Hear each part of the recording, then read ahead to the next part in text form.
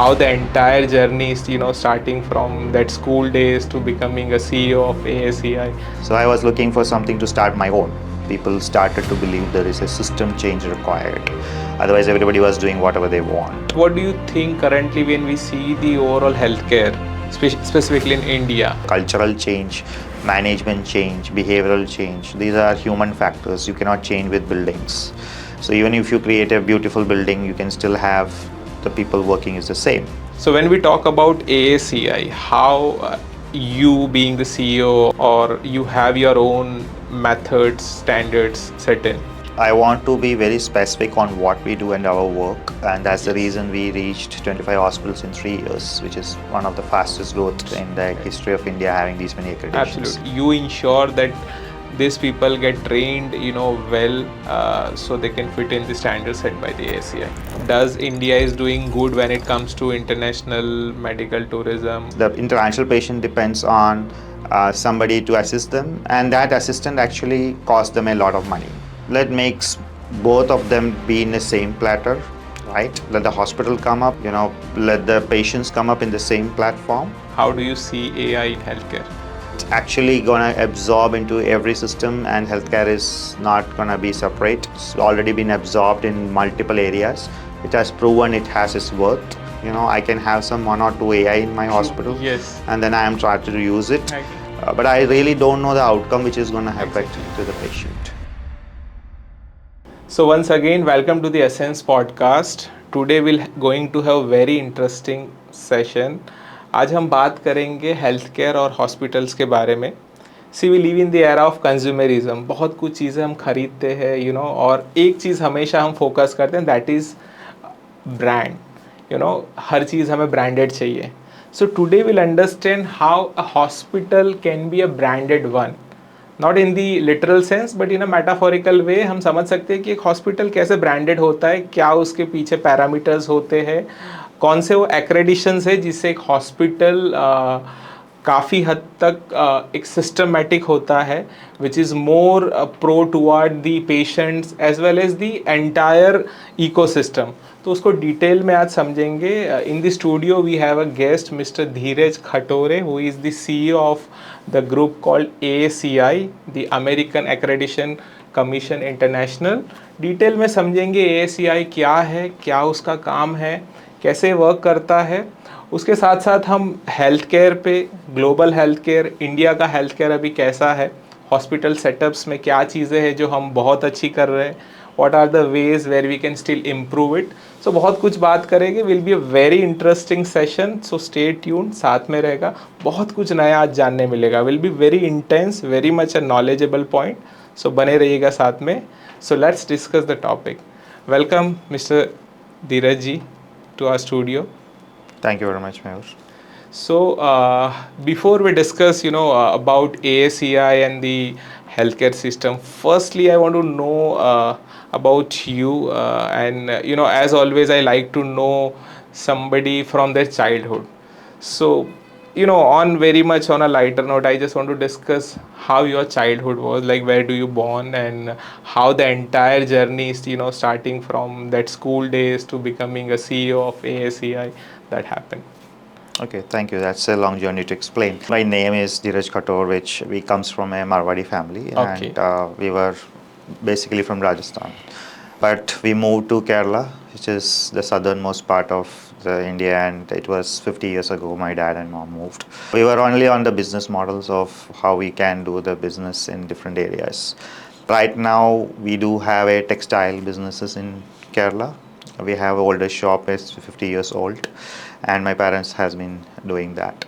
So from a joint family background of how do we grow into the system of doing business as the blood that we say, I was also intended to do that and was studying as a normal kid.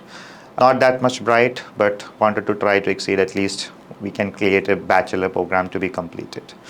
Some changes happened, like after my 10th, I understood that possibly I should change the regular business thing that we do, which doesn't require too much of education as such. Right. And my brother was a doctor, so he moved into medical side, and then it actually prompted me to try for a medical side. Okay. So from there, the interest started. started to learn what's the medical side of the things. I studied the best I can and put the efforts to possibly become a doctor, but I can say unfortunately or fortunately, I landed upon a nursing education. So at that time in 2002, not too many male nurses used to join the course because nursing was considered as a As a female, of course. absolutely. So it's the same thing that happened to me, and then I was looking on a possible people who can support me that this is a area that we can grow. So I have a particular note on a personal side that I called my friend who actually we worked together and he got the MBBS seat, of course. Okay. And then I asked, what should I do? He said, anything in healthcare is the best. Go ahead for that. So I moved in the session that, okay, if I do the best in the same what I choose, I probably will reach you the best that I can reach. And that was a insight thought that I built up. And I don't know that stayed there to give the best efforts of whatever you do in that education. And I'm not sure that if you can believe I was the only male in the first 10 ranks when I completed BSc nursing, Oh, which even I was not sure that was I am it the one. tough? Not much, but I actually picked up really well on the Okay. studies after I joined the nursing. So I started to get my brightness on that part. Wonderful. And from that, it has been a journey of how a nurse can work. Possibly in India, we work normally on a hospital side, and then you try to move to abroad. That's what every nurse wants to do. And Yes. at that time, also, everybody has ambition to move abroad and work as a nurse. So there was again a turning point where my interest went into something known as emergency medical services, Okay. which was growing in India at that point, just started to be born. It was very small projects were going on, and at that time, the Stanford University USA started a program in Hyderabad, which was like a 2-year PG program. And when you learn Stanford is the top in the world, right? Of course. And if Stanford is in India, why not take an opportunity? And I Right. joined the course. After joining the course, I understood there's an entire different portion who works in the ambulances, who does this work, and they are known as EMS. So from nursing, I moved into EMS, and that was a very interesting career pathway that I opened up on myself without knowing what I will reach and where it will be going on. So after doing that 2 years of BG, I had 2 degrees with me. One is nursing, one is Nursing EMS. and So EMS. I have a better opportunity on placements. And I was trying so many other Western countries, but I eventually landed up in Abu Dhabi. So my first job, 2011, I got selected for the military services over there as a civilian, but then we used to work for their military services. So I used to take care of their ambulance stuff and all those. So very much related to what I learned. Right. And I worked a 3-year period, and I got exhausted with what I was doing without having much growth on a personal side of it. Right. Okay, and then I decided to resign and go back, possibly take a US education on the same principle of EMS. Okay. So that is So a after working for 3 years, eventually you still decided to study further. Usually we see people are like, okay, once they start the journey of their professional career, they don't think of going back to the studies. So how that came to your hand? see, I wanted to excel in that profession, which should be the first Indian or at least first few Indians who can do something different. Okay. And I had the opportunity that I reached at least Abu Dhabi, so finances are okay to get. We can at least move on to some other country to learn something better. And that's where I got the opportunity. I resigned and went to US, studied a year, did my cracked all the exams over there, got the license to work over there, but I didn't work. I came back to UAE because that was sort of a hometown concept, and I applied with a one of the best opportunities I worked was with helicopter ambulances in the Emirate of Abu Dhabi, which very few people get to work.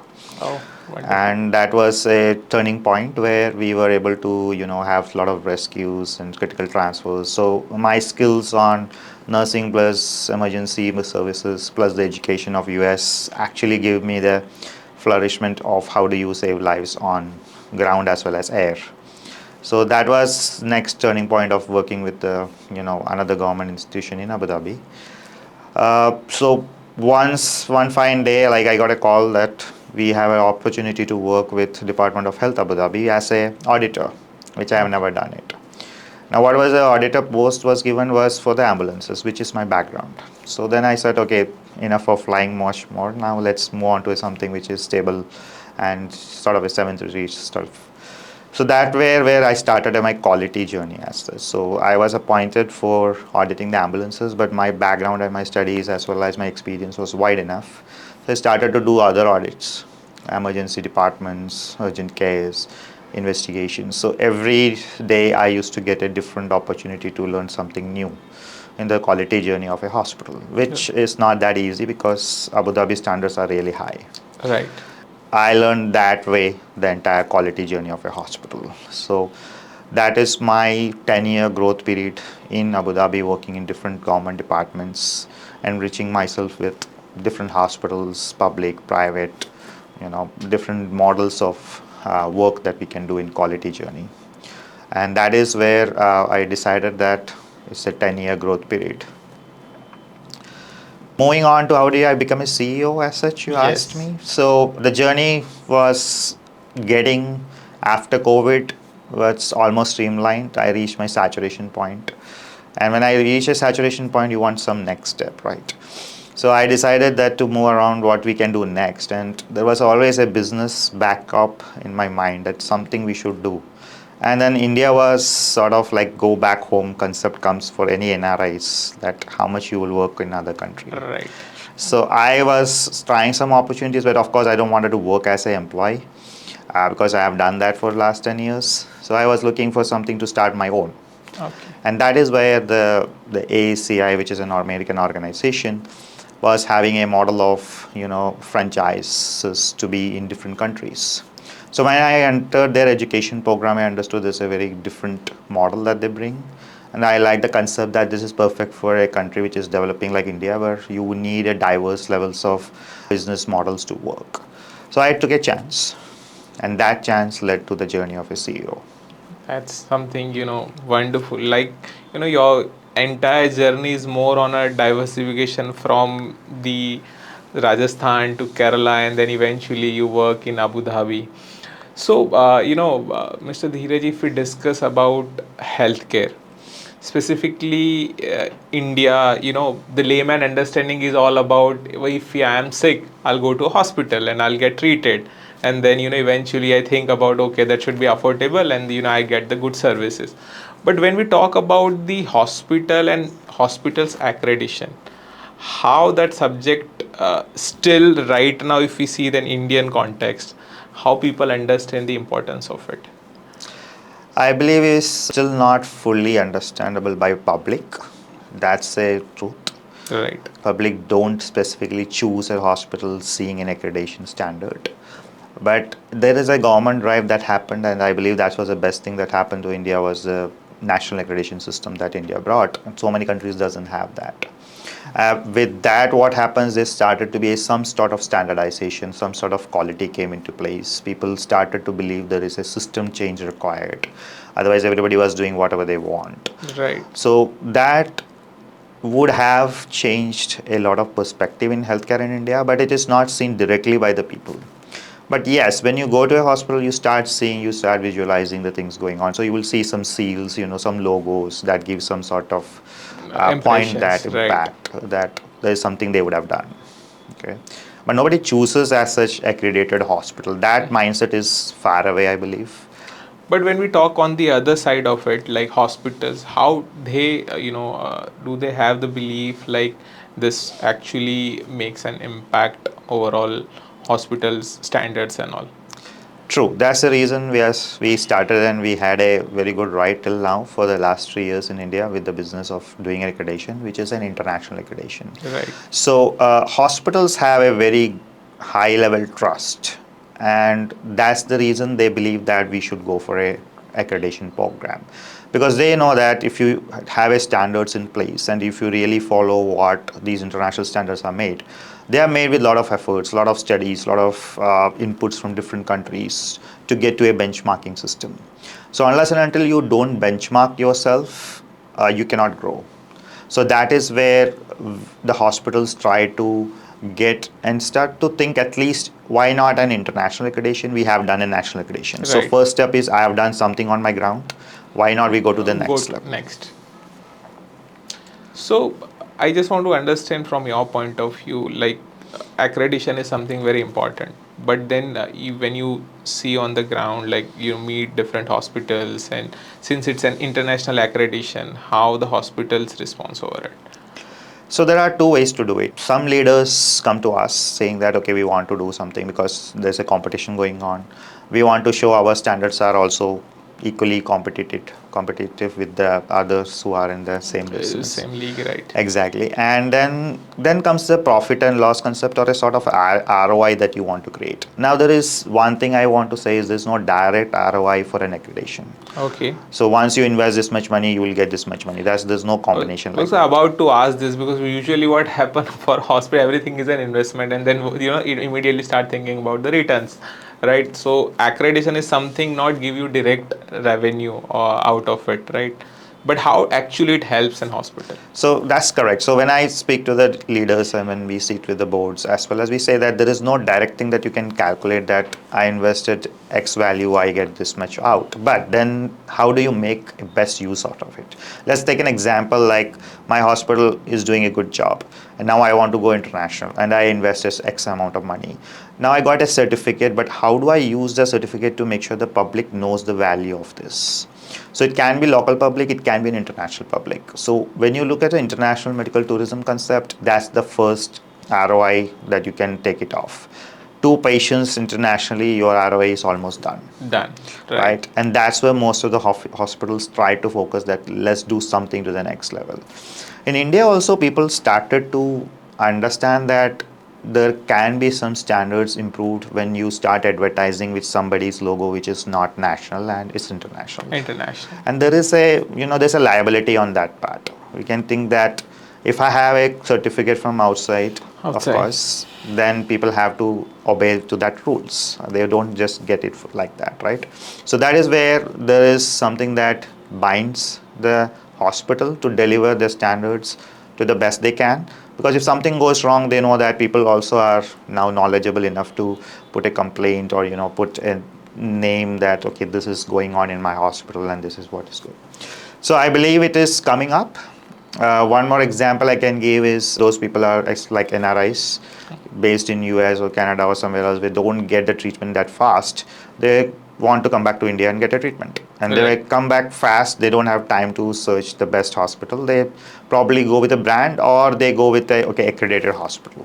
Right. Because they want that trust as a patient. So something they get the impression like, okay, this is something an international accreditation, and comparatively I'll get, but then again the question comes in like how the patient will get convinced that okay, if so and so hospital has got this accreditation, of course we'll understand ASA in lot, but in a general way, like if I am a patient and if I think about going to a good hospital, how that accreditation help me, because what are the things which as an patient get I'll get impressed, or something that I'll go to get because of this accreditation, I'll get so many things. So there are two ways that we look into that. One is, as I said, patient always wants to have a better outcome on the amount of money they are going to invest on the disease condition. So they want the best out of it. Right. So they look for the best doctors, yes, but then how is the facility overall? How is the entire process of hospitalization from end to end? So in that process also, they look, if something goes wrong, I still have authority to inform. But if you don't have an accreditation, there's just the hospital owners that you can complain for. Now there is another level that you can even reach where you can put that your word that this is what I experienced, even though you are accredited. Right. So we buy branded cars, right? We just don't go for Chinese cars every time. True. People buy BMWs, Audis and all those things. Why? Because they trust that brand as such, because there is a next level authority that who takes care of the process. Right. It's a similar concept that we do. Even when we fly out, we also do this same concept. Even we go to a hotel of 3-star to 5-star, we have the same concept. Okay, I can reach to some levels and I do have a standardization in process. I want to add one more idea that we have came up with. We have something known as clinical excellence programs beyond accreditations.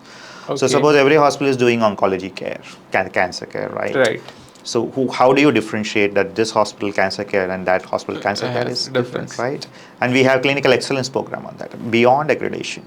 So now I am asking the hospital to do more rather than just doing an accreditation. Right. So you are not only just verifying things, you are also teaching them to be better at that work. Yes, and onto that specialty itself. Speciality. So that's more core to what they do. Absolutely. And when somebody gets that part of done, so Right. they have done more than accreditation means they have done something and they have something great going on in the back end. Right. Right. So again, now I get a trust of a patient who is an oncology patient who may not be trusting every hospital as such, because that's something that everybody is scared till now and will be scared again in the future. So again, how do I get into the trust process? How do I believe this Yes. hospital is giving me the best outcome? And I try the best when I can. Right. So that is where we have the accreditations actually making a difference. Okay. So we'll discuss more, Mr. Dheeraj, on accreditation part. But just to understand on the healthcare side, on your side, what do you think currently when we see the overall healthcare, specifically in India? How do you see it? Is it improving, or still we need have certain areas we can improve, or something which we are doing phenomenal in compared to what other countries like US or Singapore or UK or other developed nations are doing? I honestly will take this chance to give a good feedback of last 10 years of India's growth. Surely. Everybody knows that we have been changing, and healthcare is something that we have moved a lot. The number of hospitals which has grown even from the capital cities to other tier 2 cities, that has also changed. The equipment infrastructure, the type of doctors and the people that we have, the competency that we have is almost similar compared to the outside countries. Yes, we do have challenges, which of course we have to get better, because the challenges is not just part of the growth, is part of the area that how do you absorb these things in the public. So the public is not yet ready because our lifestyle is not the same, our True. culture is different. Different. So we are going to have that gap as we grow. But then if you ask me the question, how do we compare with US, UK and all, they have great healthcare system, but accessibility is not that great. Waiting times are higher, cost is too high. Too high. You really need to spend that much amount of money. You need to have a lot of insurance backups to understand Right. the taking the coverage of it. But when you compare that to India, that's nothing, right? I mean, we have insurances now growing like anything. Almost everybody on their own pocket size is buying an insurance so that they know if I get sick, I don't want to burn my pocket in a higher way, So people are getting used to a model where provider is coming up. Insurance companies are getting more and more big. Hospitals have a tie-up with most of them. So the ecosystem is growing. Growing. Yes. And I believe the growth is going to be more faster in next 5 to 10 years. Correct. So one, as you mentioned, it's quite affordable if you compare to the developed nation. But then overall experience when we talk about, as a patient or somebody who visit hospital, still there are areas we can work upon. And since part of the international accreditation body, so what do you think that these are the areas where we can still work upon and make it to an international standard? Yes, so we see this as one of those challenges that every healthcare system has to go through. I will take a point on infection control, where we still are not that clean, even though we say we have a 5-star hospital model. But then, people working are the same, right? So we have Exactly. to have the cultural change, management change, behavioral change. These are human factors. You cannot change with buildings. So even if you create a beautiful building, you can still have the people working is the same. Right. So that is where the mindset has to change. As I said, it takes time to people to understand the importance of these simple factors. Just to give you an idea, like we were doing hand hygiene, hand wash, hand rub when the COVID was hitting the top, and where we are right now not doing in our own personal life. So that's the same concept happened to the hospital setup. People are getting used to concept and they don't put that efforts. That's the difference we see from the Western. Their standards once placed is placed. They don't dilute it. They execute it for a longer period. Absolutely. But here we don't have that model. One is we don't have a regulatory concept which is very tight. Okay, when the regulation becomes very tight, or the people are really gonna sue you, there's only two options that you make yourself straight. Either you get sued or you have a regulation which is very tight. and India is still not having both of them. If we Right. sue, have a long waiting period of time to get any benefit of the suing, and regulations is not coming up.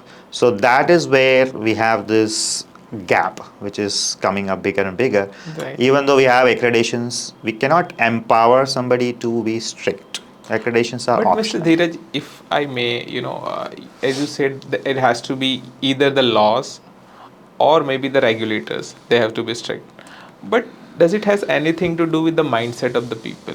Because what usually happen when you talk about the developed nation, as you said, the once the things are placed, they follow it.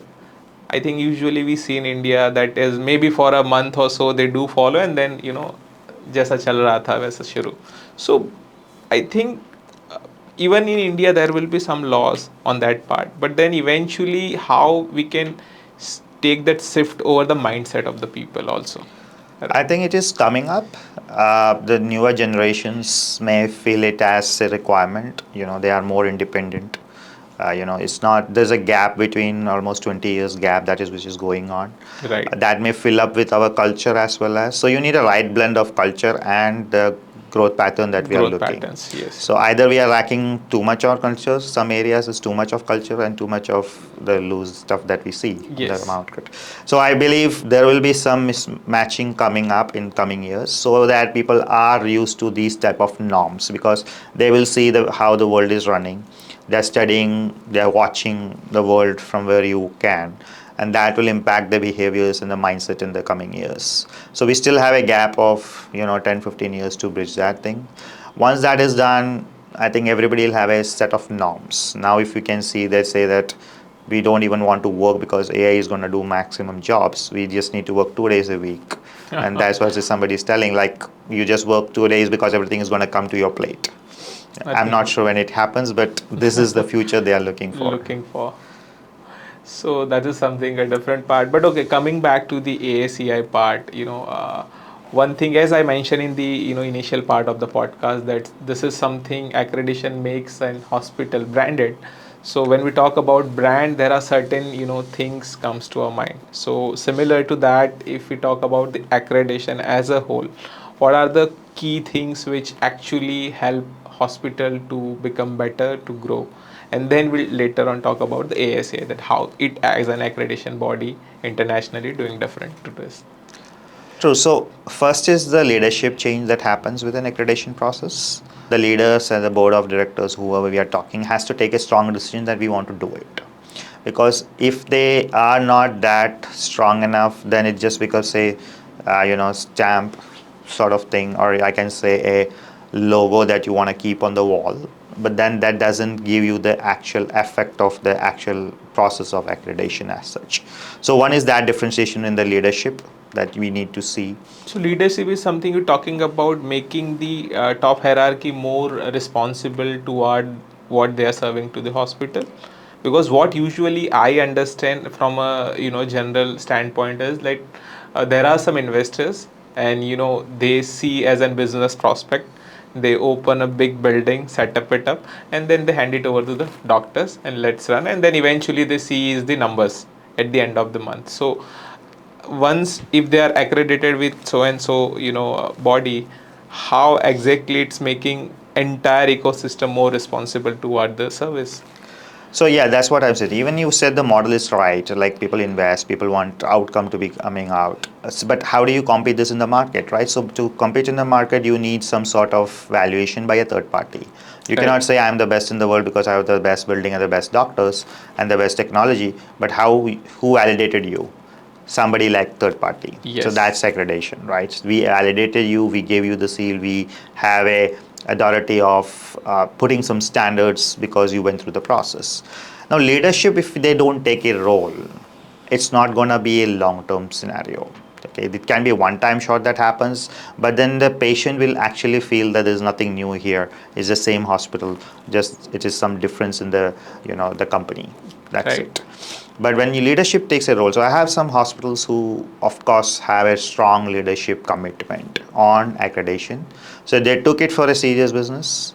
They keep it and they want to continue it because they see it as a long-term output. Okay, so it's not just a 3-year period that you get out of it, but then they are saying, okay, this actually makes me to have a multiple areas of interest.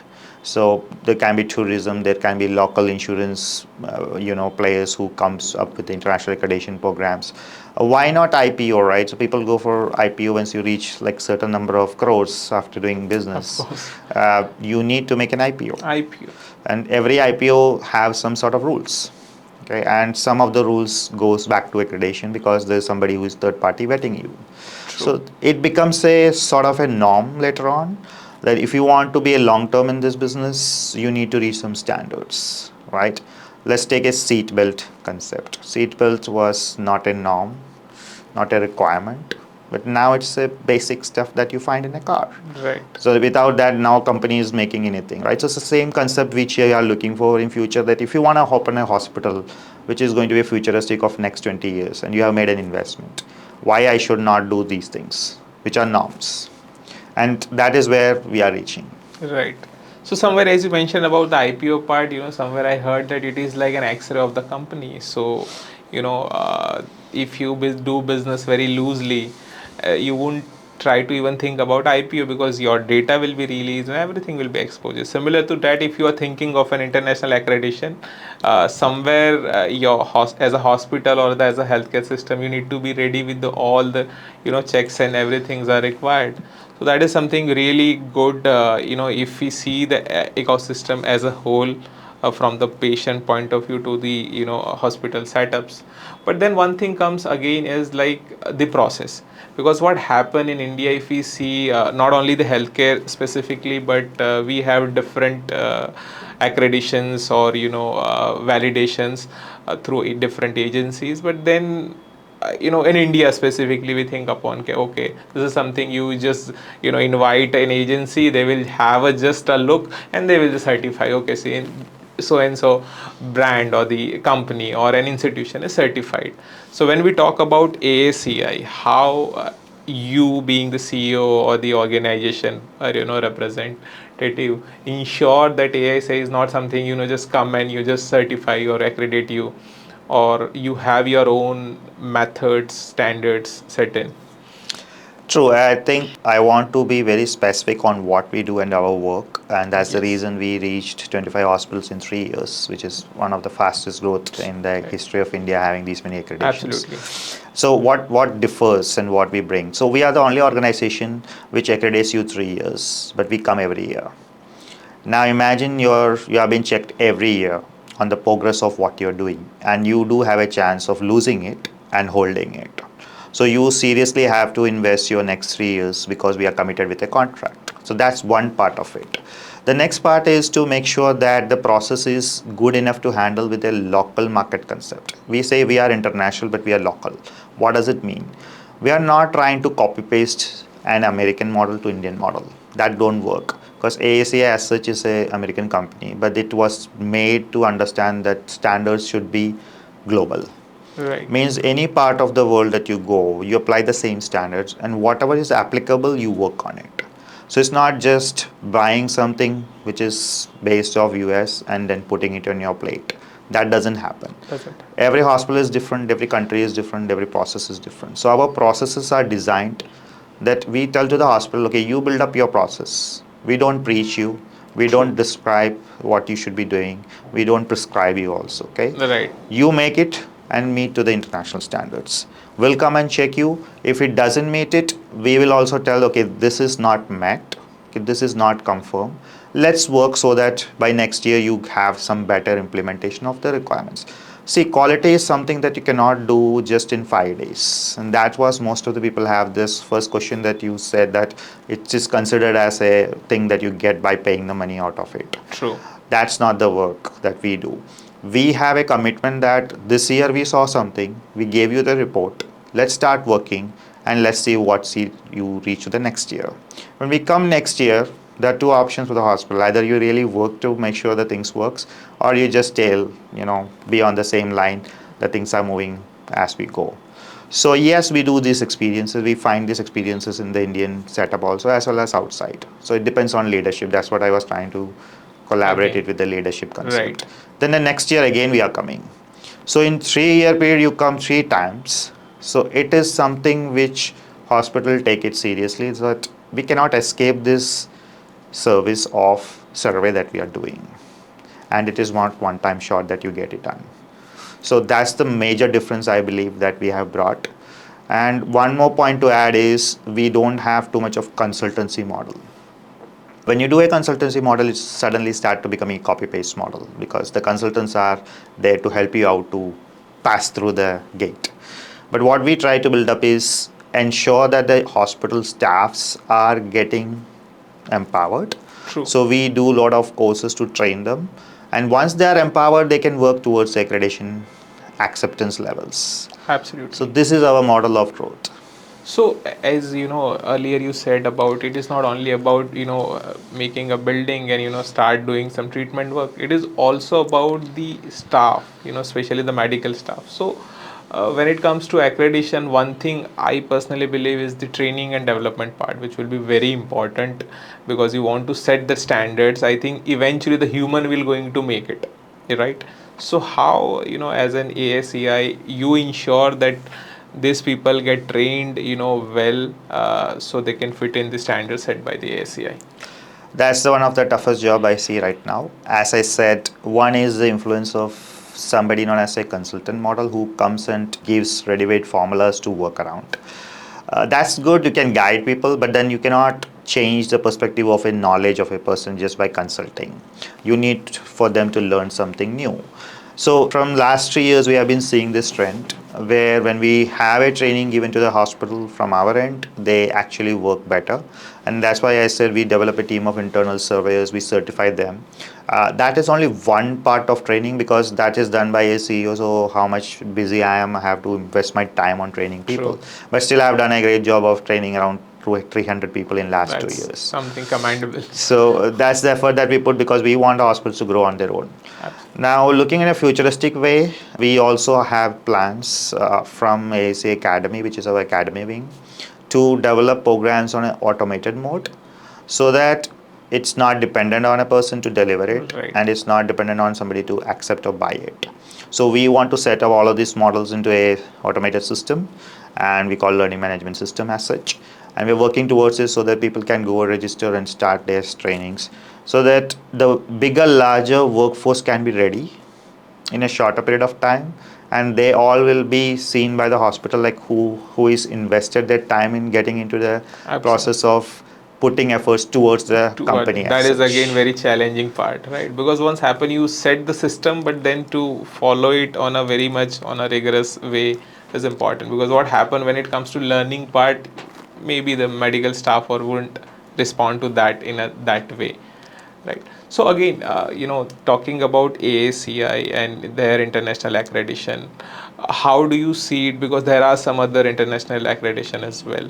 So what something which sets us apart from others, and something for a healthcare we are something doing which is unique, it's an own, something you like to share on that part? There has been a lot of bodies who have been applying to be the partner in this business of international business of accreditations. There is Australians, there are Canadians, there are again a US body which is the top level body that we consider. And we also grown from the similar model. But what we did was we didn't take the exact model of what everybody was doing, and we disrupted in a different model. And one of the examples I gave you is every year we come. Second is we don't want a consultant, and we develop your guys on your own. Third one is our process is completely open, so that we can be globally accepted. Now the biggest factor is the cost. Now there are two products, which one I should buy, or three products in the market, which one I should buy. So when we come to that metrics, even I have, as an Indian CEO, I have modulated the entire cost factor into 3 different payment cycles. We ask them to pay in India only because we don't want the dollars to go out. So eventually we have seen in and out how the business can run in Indian concept of getting into an accreditation. So first thing, it should not be a burden to the hospital just by thinking I need to go for accreditation. Okay, so that is where we came up with the cost factor, that we don't want to charge beyond a limit Right. of a capacity. It's not that we don't have money. We of course have. We can invest how much we want. If I invested 100 crores to build a hospital, why not put 3 4 So more exactly crores? the point was that because we see the variety and range of the hospitals we see, especially in India. So if you put a same, everyone into the same basket, wouldn't be an affordable for every hospital. So how do you manage that part? So see, for us, it's all about delivering the same service. Okay, the only change that happens is the number of beds, of Okay, course. So I mean, if it is a 100-bed hospital, the budget is lower. of They course. opened a 100-bed only, and we will charge on a similar platform. But if you are a 1,000-bed hospital, their investment is high, and the work that we do is also high. Also high. We have to get more surveyors, and there is a lot of process behind it. So complexity grows, and of course, some valuation grows as per the bed size. But still, we are one of the affordable as such accreditation body in India right now, and I believe that's the reason that people trust us, so that they can actually think of getting into an accreditation. I'm sure before we came 3 years before, there was only one option in India and almost the world, and people don't know whether should go or not. Why I should spend this much to get an accreditation. That is a factor, because as I said in the beginning, there's no direct ROI True. on this. So that's why we came up with the formula that keep it accessible, keep it affordable, so that people can invest on it. They can have a budgetary plan. Okay, in next 3 years, this is the amount of money that we are going to put on this. Let's make our standard better. Why not try? Of course. And that's why we have examples of hospitals which you have never heard, and it is in a city which is not a capital city, even not a major metro city, and still they went for accreditation because they want to show their standards are getting better and they are competing against each other in the region. Of course, and being in part of an hospital, if I'm, somebody who have a bigger stake in the hospital, I would take it as a badge of honor for me, right? Being accredited by an international body, it actually adds value to my own. So, Mr. Dheeraj, we discussed a lot of things in regard to the ASEA and how exactly it works, about the entire global healthcare system, what are the good and bad, what we need to improve, everything we discussed. Now, I want to discuss one important part also, that is the medical tourism. Like, I personally, whatever little I have observed is like, I see in multi-speciality hospitals, there's a rising in international patients, right? So, according to you, what do you think, does India is doing good when it comes to international medical tourism, or what are the places where we still get improve and we can do even further rise in it? So how do you see it personally? Medical tourism has been the biggest drive for last 5 years. I can say it has been going on, but it is increasing in a very high speed. The Indian market in evaluation is almost $18 billion right now, Oh, and it's gonna almost double in next 5 to 10 years. So it's a big opportunity that we are gonna tap in the valuation of a Indian healthcare system, the money that is gonna flow into India. So even the government of India is doing a lot of efforts to make it visible in the market. As you said, we may be among the top 5 destinations in the world. If our systems are good enough and we improve on the challenges that we see normally. So how the medical tourism is right now working is individual hospitals is trying to bring their patients through their different models of facilitators, agents, or any other models that you bring. You may have an office in that country, and then you have some sorts of patients being ported. But then it has a limited scope of growth, because now we are not growing completely on the all other fronts. So what I want India to reach is something like a very automated system. So I don't need to depend on a hospital to tell me what I should be doing. I should be able to find my own way of reaching to India. That is not yet explored, right? We always, the international patient depends on somebody to assist them, and that assistant actually costs them a lot of money. true. And that is not something that they know or they don't. But then again, they have the trust of Indian medical system, that why I have to go through these people or Right. these facilitators or somebody in between when I cannot directly reach to the hospital. So there is a gap which is already there, Right. and that has been exploited also.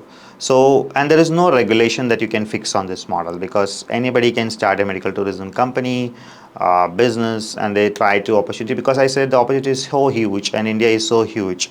And of course, everybody wants to make a living out of it. Nothing Right. wrong. But then how do we regulate this is a concept that we want to bring. So I believe one more important concept is to strategize the entire process. So it can be some government efforts that they come into place. It can be also the private players who wants to make it better than the Okay. existing way of work.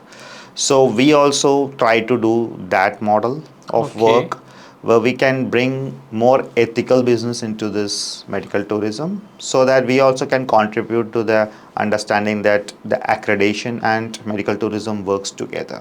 So when you talk about ethical business come into business, how exactly you have identified these are the market gaps where from the patients and they are being exploited by any ways, or as you mentioned that there will be some people represent and they do their charges. So can you explain the entire things, how it operates, and how your own system which you are or you trying to strategize that thing will going to help international patients? Yes, true. So let's take an example like somebody Yes. wants to come to India and they try to identify the hospital through Google search, of course, Right. right? So then you do search a Google search, you land up on the top 3, 4, 5 websites. Now you landed up in the website, these are the facilitators that we have grown as a competitive market of India. Of course, everybody wants. They get an inquiry. But now you get an inquiry, this website or that company has so many hospitals tied up with along with that. It's not one hospital, right? So they want to diversify their business units. Nothing wrong. But then they do what? They get the inquiry, they come to know what is the disease condition. So I as a person sitting in US has to send my data to this person. That's the first trust deficit I made. Why I should send my own reports when I don't know the person on the other end, and I am sending it through online through WhatsApp or something. So that's a trust deficit. Second, when you come to this concept, this data goes to 10 different 15 different hospitals at the same Hospitals. time, and whoever cached the first data in, he is Yes. going to send you a consultation report. Okay, we are ready to treat this patient, so X dollars. And what they do, they send a PDF document of a doctor as well as some sort of, these are the treatment and all those things. Now in order to win this process, the person actually modifies the report or not, and then it goes back to the person who is sending this request. So there is again a data breach that happened where you have taken a data of a hospital and then you have modified it and then you are sending it back. So this is something that is going through a WhatsApp channel or a online channel which you can't trust. And then later on, if suppose the patient trusted this, let's take the best scenario, he's going to send money, Right. which will be of course more than five, $10,000, $20,000, at least $5,000. Oh. Now even if you want to send $5,000 to a person who you have never met, maybe you did an online consultation with an hospital XY, never know, and then you are sending it to the hospital, that's okay. But again, how do I trust this whole process? In between, this person would have got the inquiry from somebody else, and then he would have used somebody else to reach the hospital. So you know the chain process of consumerism, as you True. said. So we need to increase my percentages. Finally, I get a 35-40 percentage top up. For the patient, that is a big value, but of course their rich doesn't matter, but then there is an increase in value. For the hospital, they are getting patients. The True. hospital doesn't lose anything getting an international patient, and everybody makes some amount of process. So this is a normal process that has been going for ages in India, and almost similar models are taken in the other countries also. So for this many years, there is no direct interaction between the patients and the hospitals. There is always a clear gap between these two different entities. There are hospitals who have their own international marketing departments which can receive an inquiry directly, but then how much hospital will invest on reaching to the Of top of the course. SEO when you do a Google site True. So research? for they have to enter into a different entire vertical of business, right? Exactly. So that is not That there. is the core. That's not the core of a hospital, right? I Exactly. can have my hospital website showing all the international departments, but who lands on my website is another question. Unless and True. until you specifically know some top level brands, they may go into that. Yes, there are patients doing that, but again, they are enrouted through a process of a third party, because hospital business is not the same, because you are doing a in between business on this model. True. So what we thought as an accreditation as well as in our business verticals that we want to develop as such, let's make it more ethical. Let makes both of them be in the same platter. right? Let the hospital come up, let the patients come up in the same platform and give them a direct chance. We of course have a concept with the hospital, that is our understanding, but then we are not going to charge what others charge. So we are a hidden player, but we give them a platform of let's communicate True. together straight away. And now that is what we are trying to build, that we will give them a access to pay not to the hospital directly but to this sort of platform, like how we do make my trip concept, like we don't pay Of to course, I the. was about to ask that would it be like an online travel partner, right? That's what India is trying to build up, but I don't know how many people are going to build up. But then this is something that we have already done, and we have used that platform. Right. So with that, it's a US company based concept. So first of all, the first rule I said, I am not sending a document to a XYZ person. I'm sending my personal data, which is a healthcare data. As per the US HIPAA laws, I have to be HIPAA compliant, and these softwares are HIPAA compliant. Okay. So there is a first trust that we develop is you are not sending data all over the world and it is not shared or everywhere. So there is a process that has been tracked. So people who come to the platform has to undergo a HIPAA compliance contract, means you cannot breach the process, True. right? So that brings the trust. Second is I am developing direct trust with the hospital. I am chatting directly with the hospital representative. I get consultation directly with them. I am paying to the app if at all everything goes through. My invoices, my documents, everything is communicated to one single channel, which is that specific software or the app.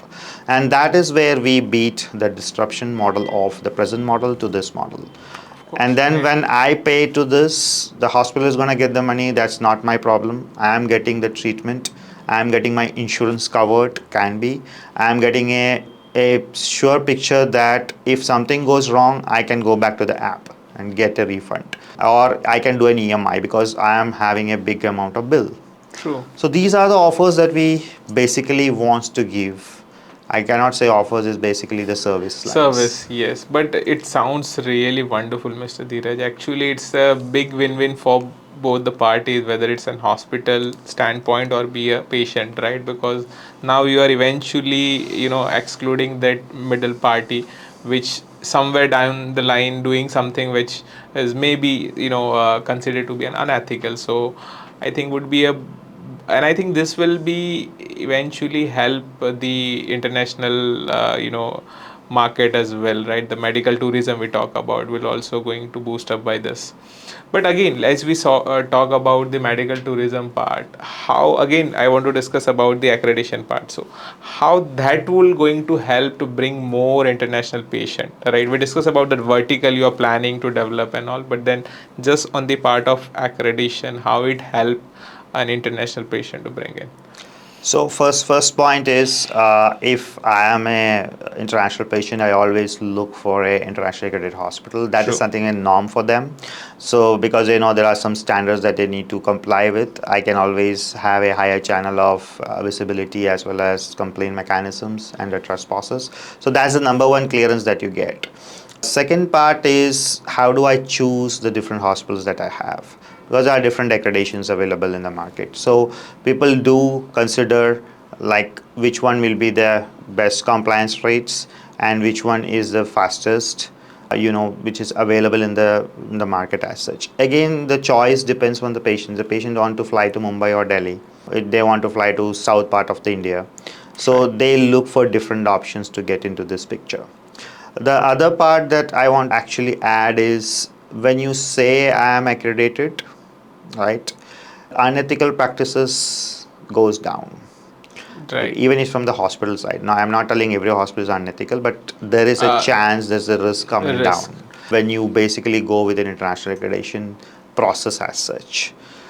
Then comes the visibility of these accreditations with their own insurance partners. Maybe they have a contract with them, maybe they trust those accreditations in the local insurance that they have, or as we discussed just now, that these service lines do have accredited hospital listed. So Right. there is no other hospital listed on that bottle. So now you know that I am not searching something which I never want to go. Go. Yeah. I have a clear list with myself, right? Right. So again, Discussing on this part, when we were discussing, you say you also have one more accreditation, that is again the global healthcare accreditation, right? GHA. So can you say more on that part, like how exactly similar to what ASEA, or it has some different functionality? True. So I am the only person right now who handles two different American accreditations in one single portal. Okay. So of course it will be different. Cannot be the same thing Same. that we are selling. So what was the idea behind bringing two accreditations? So one accreditation which is completely on a patient safety quality setup, where you actually check the hospitals against different standards and they have the quality setup and the patient safety and quality. That's the best part that we can do. True. The second part that we were lacking, everybody is lacking, what GHA brought was the patient experience part and the actual flow of an international medical tourism patient. So how do I ensure that part is also accredited? So nobody in the world is doing that part, where there's a very small area of concern that my international patient is flying in. Now, what are the touch points that I should make sure that it Exactly. is acceptable to an international patient? They have a lot of barriers. They have language challenges. They don't know your country at all, right? They don't know your process. Again, I told how the business backend works is something that we have just discussed. So a GHA takes off all of those things. So suppose a GHA accredited, it is something which is very few organizations are taken as of now, because a hospital has to invest a part of getting that area of expertise. I'm not just bringing patients, I have an accreditation to bring patients which has been validated by a third party that my process is better than your Smooth, process, right? right? And the biggest part is patient experience, which we don't have much. So patient experience is an evolving topic where it's not just about closing a complaint by a patient. Patient experience is like a similar to guest experience that you get when Right. you go to a star Of park. course. You don't From your ask for check-in that. onward to everything. Absolutely. So why not patient experience, right? Why he should be complaining to get some experience? He shouldn't be complaining. So that's the core of GHA that they have developed. So they actually put their efforts on three important areas, which is core business values. True. One is the entire journey mapped. How do you make it as smooth as possible? True. Second is the patient experience part. So you need specifically some people who are trained to understand the patient side of an international patient moving from one country to another, and how do you tackle the patient experience side as such. And third one is the ethical part of business that they do. So they also check the clinical part, like whether they are accredited or not. So these two can go hand in hand.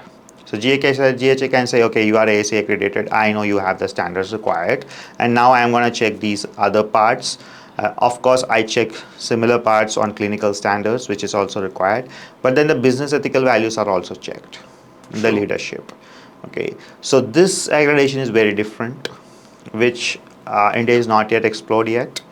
And But again, for this accreditation, who is going to be, verified for or the scrutinized? Because in the accreditation of AACI, you usually see the quality checks of the hospitals, right? Do they follow the standards or not? These are the more about the checkpoints or the, uh, you know, uh, points which actually make the entire experience more smooth, right? So here, who will be the responsible person we look into to make the entire process so smooth? correct. So that's the answer. I said that there's not too many hospitals who have went for this accreditation. One reason is they don't have a team to do it, True. and they depend on the international marketing team, who are people from a marketing side. They are not from the medical side. So you cannot have a patient experience moving suddenly just by having a marketing side of that business growth. So we have to change our mindset of medical tourism. So when you want to invest on medical tourism, you should put the specific people who can handle this process and the journey as such. That shift has not happened. So the hospitals has to invest that, okay, let's develop our international medical tourism department along with the processes that possibly GHA is trying to set up, work with along with them, so that I have a better model of bringing patients than another hospital who is dependent on facilitators, who is doing an international marketing department with normal people, and they don't have a patient experience at all. So now you see the difference, that they have to invest on this and they have to make a new system. But That then is not GHA there. will work as a consulting part in it, or the hospital is going to manage from It's end to both. end? So GHA do have a consulting model where GHA actually works with them to develop these processes True. because they don't know how to do it. Of course, they would say our primary role is to treat the patient, not to make that entire experience.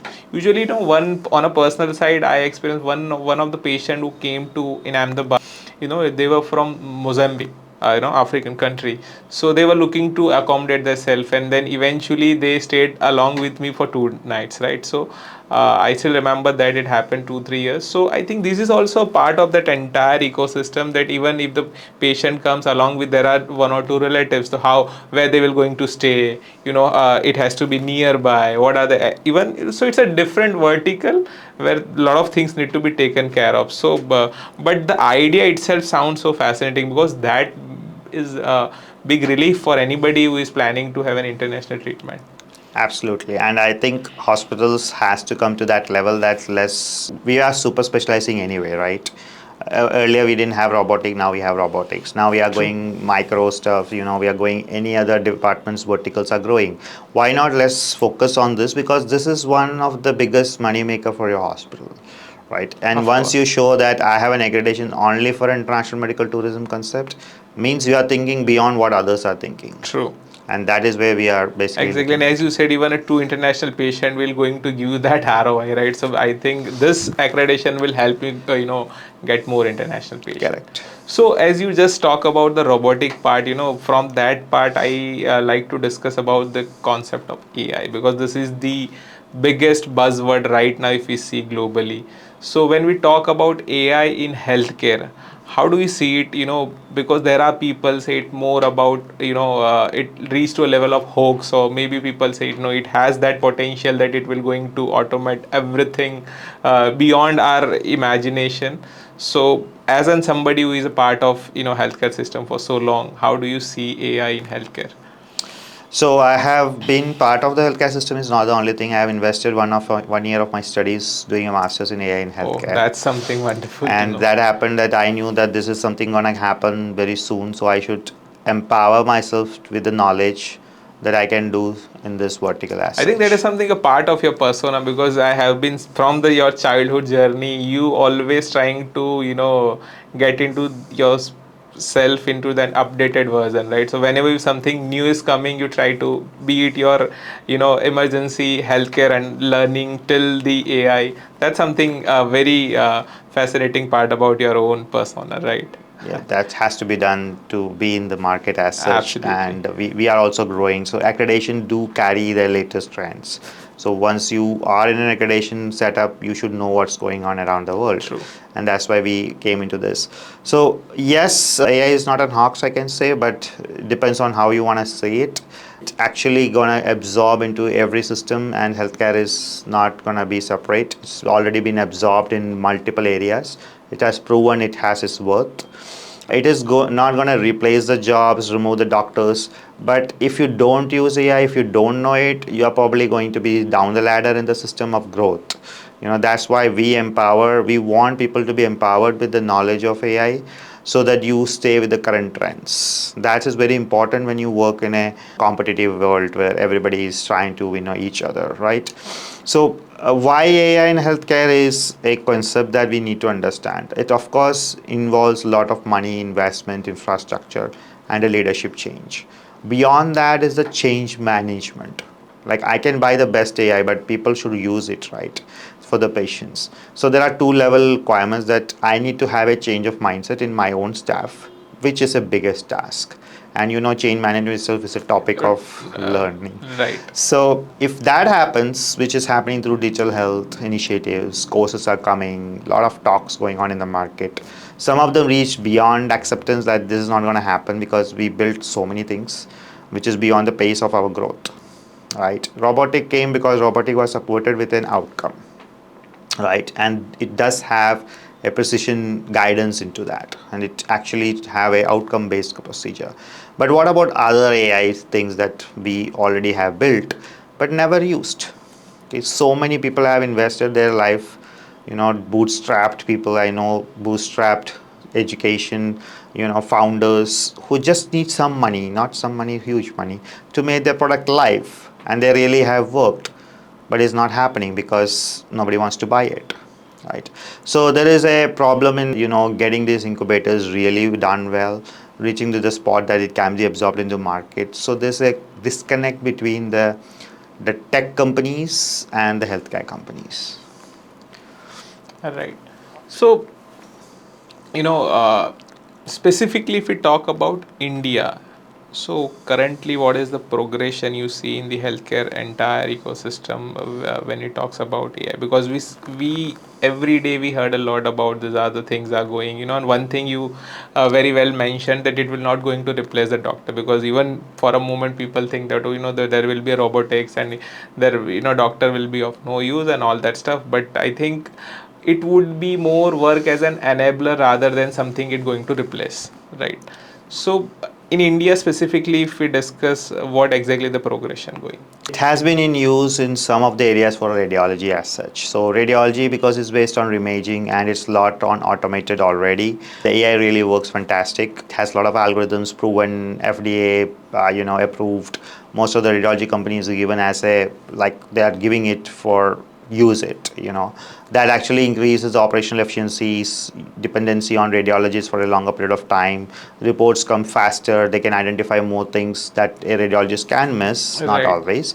But that's how you augment, as you use the word. We augment people with a empowered area that I can do extra stuff. We are doing that day to day, right? We are using purposefully, we are using ChatGPT. It's an augmentation of True. the skill that I'm using. It's the same thing that the AI is doing for the healthcare.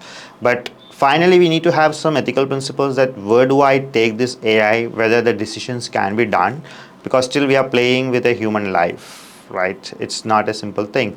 So the rules is the where we have less controls. Which AI to be used? Who approves this AI, right? Who validates this actually AI? When I say AI, who validates that? That's something which is vague. Getting an FDA approval is huge task, but then why not our own approvals, which actually are faster? So if you really want to adopt that into healthcare system, we need to develop the stages that we can absorb it, right? Right now, what is happening? People are coming and selling some things. For the fancy stuff, I can buy stuff. I can have some 1 or 2 AI in my hospital, Yes. and then I am trying to use it. Again. But I really don't know the outcome which is going to affect Exactly. to the patient. The core utility of the things, right? Absolutely. So, we talk about accreditation and also about AI, but then, at the end of the day, what we need to ensure is the experience of a human being, because whatever the progression, development, human do is all about making human life more, adds the convenience to human life. So, in your experience, with the help of ASCI or, you, as you talk about GHA also, any experience you like to share about international patient which eventually help the entire journey you come across, and where you personally felt that, okay, I am something doing a work which is making somebody's life more easier or better? Any experience you have in your journey? True. So, as I said, the idea of starting a new vertical on this just didn't come like that. We initially started with very few accreditations that happened, so I don't have a bandwidth to send my patients, even if somebody comes. So, I waited 3 years Oh. to make a good bunch of hospitals on my kitty. They are spared in different areas of India. They have their own business models and USPs of treatment. At that critical point, I understood that let's do something to test that this model of ethical business, accreditation based model of bringing patients works. Let's test it. And for the last 6 months, we have been working with a US company which has been sending us a lot of leads to convert it. And we did few conversion. One of them was the best, I will say, is a young girl. She wanted to have a surgery, but she was not able to do it in different countries because of the laws that they have over there, because she's by the age she's too young to do it, even though she has the mother and the relatives with them. But then the laws and the reasons that they gave was not enough, so they were exploring options outside the country, of course, because the effect of that disease was too much for that young patient. So we took the case in, we contacted with our best hospitals, got it converted, patient came in, smooth flow, gave the best patient experience we can give. A nurse talking to the patient, giving the idea of how the treatment is going to work, and it all went through within a 5-day span. Treatment done, she flew back.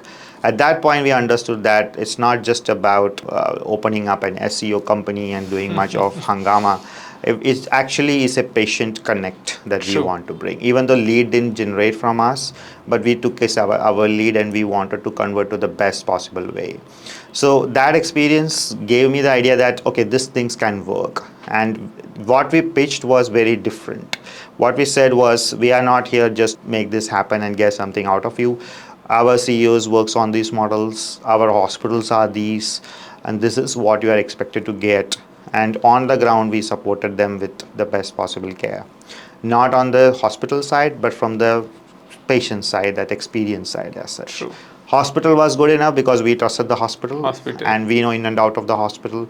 And that is another enjoyment that I see, that I trust that blindly. Even I will go and admit, or if at all something happens, so I can put myself there, means I can put my patients there. Patients there. So that becomes responsibility for us to do this business in a more better way, because we are part of the ecosystem. And we cannot run away from the business of doing an accreditation.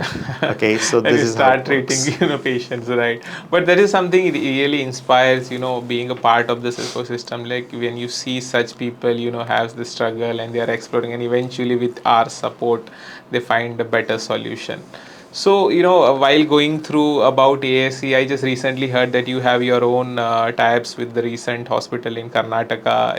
In Ahmedabad, you have your collaborates with hospital as well as the Shelby, right? So, I just want to understand what are the processes, like if you can explain it in within the 2 or 3 steps, like starting from meeting to the hospital authorities first time to the finalize the exit contract with them, how it exactly goes, right? Because I don't think it would be, as we discussed earlier, would be a one-day job where you go and just certify things and accredit them. Would be the process. So you can explain it 3 or 4 steps. Sure. So we have simplified the entire process, because how much complicated you make the process, people run away from that. So that's what we wanted, that there should be a single point of contact with a direct level of accessibility. So what AACI actually want is the representative who is available and who can meet them either personally or virtually. And then we don't have in-between persons at all. So we work directly with the CEOs. That means they contact us, and we have our office, of course, with all the registered requirements, and then we have the authority to the business over here. So anybody who wants to contact for an accreditation, take up the phone, call my number, send an email.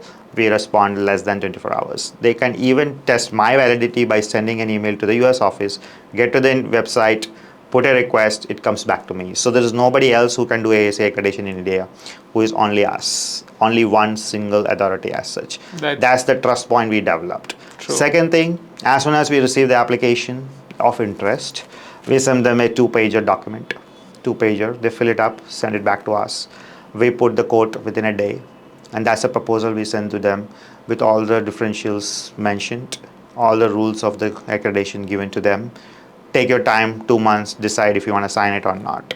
They have questions, we do a virtual meeting, on-site meeting, clear all the doubts. If that's all they want, a board meeting and higher levels, we can involve the US CEO, but that never happened. So they trust us, how we did it. Then see, now we are on a reference point. We have snowballing, as you said, we already have so many hospitals accredited. They can always reference check how the things worked with us. At that point, that's the smoothness you see, right? It's just one single process gateway that you reach to the contract. Once you sign the contract, we are done. They pay us the money, the invoice that we generated, which again I said it's split into 3 different payments, and we start the process of accreditation. So people ask me, how much should I prepare?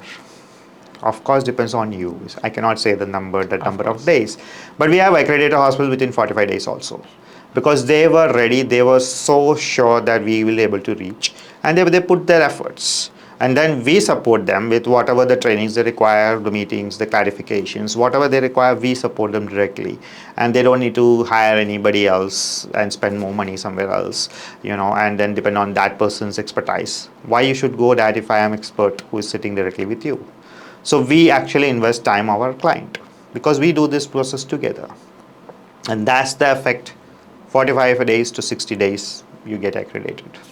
That's something, it sounds so easy, and but I hope it doesn't take any credibility away, because as you mentioned, it looks like it's a very cakewalk for any hospital to get enroll, a part. But as you mentioned in the entire podcast, that you have that checks and measure which ensure that hospital, follow all the standards or the quality being set by the ASCI. So again, and on the last or a later part of the podcast, I just want to discuss this, like from the hospital as well as the patient's point of view. How do you see, or what are the suggestions from your end? Being, let's say, if you talk to an hospital, what is the one thing you want to tell them to ensure at the same time that one thing to a patient? So the hospital built trust on accreditations. They do make difference. True. And there's no doubt on that. India has already proven that by our own Indian accreditation system, which actually built the base and the foundation, and we are proud to do that. And I always believe that gave us the foundation to become internationally accredited, because you have already covered 30-40% of the standards, because True. it's been ruled like that. Okay, so the patients start looking into the options where you get the best. Accreditation is a seal, of course, you can trust, but you should also trust seal beyond an accreditation, which is more depth, like a super specialty clinical excellence programs. So when you see two of those things being invested by the hospitals, I as a patient will look into those models. Right now, why not, if I am buying a product, I look on a ISI certification, which is there, an ISO certification, True. which is there, Yes. and more likely, if it's a food, an FDA or FSSI. FSSI, or if it's a drug, nutrition drug, it's an FDA approved. True. So I look so many labels, right? We do that when we buy a few things, Right. So why not we look into those? True. Absolutely. So, lastly, just to understand from you, how do you see the entire healthcare in next maybe 5 to 10 years in India? That is one, and how do you ensure that within that 5 to 10 years, the AICI will going to make a huge impact, or the playing a key role in it? I believe the Indian healthcare system has already given us a key role.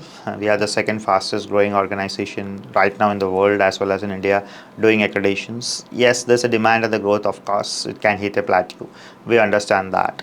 What we want to showcase, as well as what India should be showcasing, is the numbers, the trust that we want to build up, right? What's the real numbers we are playing, right? It can be a valuation number of a money. It can be number of treatments that we have done, the success stories that we bring. You see that almost every day, right? Every hospital wants to bring a success story which is not seen. How many success stories we see every day by different hospitals, because they are specializing in that much effort in each area. Right. Like IVF is now regulated with the genetics. Like never IVF had a genetical treatment being combined, and that much we have reached, even just an IVF, right? So every hospital is trying to build up on their own part where they can be the best that they can deliver. So that is where I also wants to say that India is growing at a speed which is not that imaginable that easily. Yes, we are dispersed a lot, like some of the treatment areas are concentrated in some of the major areas, but yes, then they are also growing and they want to grow in other cities. And that is where, from the accreditation part of view, I want to see that it's not just the metro cities getting accreditations. I want every state, district level to be implemented. Hospitals in the district should aim to be in that same level, so that we have a absolute growth everywhere you want to grow. So suppose, let's take an example of an NRI who is from Bihar. Okay. Right, I'm not telling they are not good, but that is the area where development is still growing. Still growing. He wants to go back to his hometown to get a treatment, instead of staying in Delhi and spending double X or triple X of that amount that he will be investing. So he will be knowing, okay, I have a lifestyle outside. I know what is a healthcare looks like. I know what is a quality looks like, because he would have experienced that there. And he will be expecting a similar quality in this city, which is going to come back. And that's what I am telling about 5 to 10 years growth. We should be able to give a similar to that patient who deserves it. And that is where the growth of ASA is going to be. Thank you so much, Mr. Dheeraj. It's a wonderful conversation. We discussed so many things. It is something very new for us also to understand about the accreditation in a more broader sense, where we discuss about the healthcare entire ecosystem, how it operates, how it's going to benefit the international patient as well as for the hospitals, and why any hospital, small or big, they should be a part of accreditation things. So thank you so much for coming on the podcast. How's your experience with us, coming to our studio and having this podcast? Thank you, Mayu, for first of all inviting. And when I asked your background, you said you are a dietitian, which Yeah. actually opened my eyes. Like, okay, somebody is doing similar to me who is not doing the same job as what he Same. studied, right?